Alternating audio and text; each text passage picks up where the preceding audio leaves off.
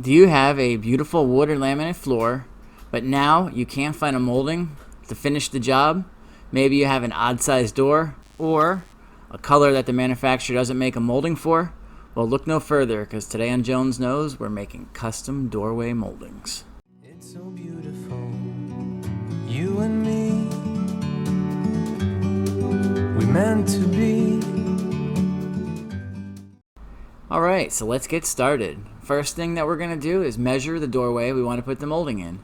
In my case, we have a tile floor in the bathroom that's over an inch higher than the wood floor I just installed. So I got a piece of oak that is about 1.25 inches high. Going to want to take a table saw, set the blade at a 45-degree angle, using a fence of course, and run it through the saw. I'm making moldings for 2 doorways, so that's why I'm doing this step twice. So now let's take a look. You see, after passing it through once, we've just cut a 45-degree angle in the board.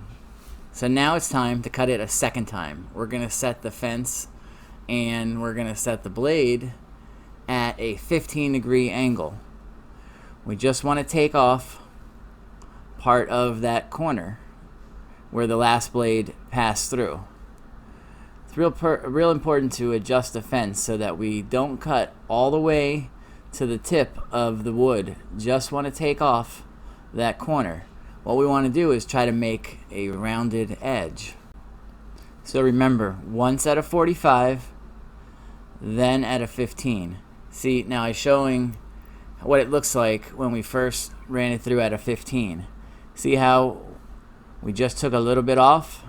Not all the way to the corner where we cut through the last time. This is an example. The one on the left is after 2 passes through, once with a 45, again with a 15. The one on the right is just with a 45. So you see how we've actually just basically we're rounding it. After we pass it through the saw twice, then we're going to be sanding it. So it doesn't have to look perfect yet.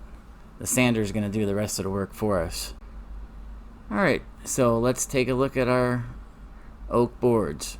See how it's basically rounded off? The square part's going to go up against the sill in the bathroom. Now we're going to do the sanding. I'm starting with a 80 grit, and then we'll work our way down to a 120 and then a 220. We'll want it to be perfectly smooth and rounded. No edges. As you see here, we're done sanding, and it's beautiful. Here are some pictures of our finished work. The first pictures just have the stain on, and now the video and the final pictures are with the stain and finish. Came out perfect. The height is exactly to the top of our marble sill.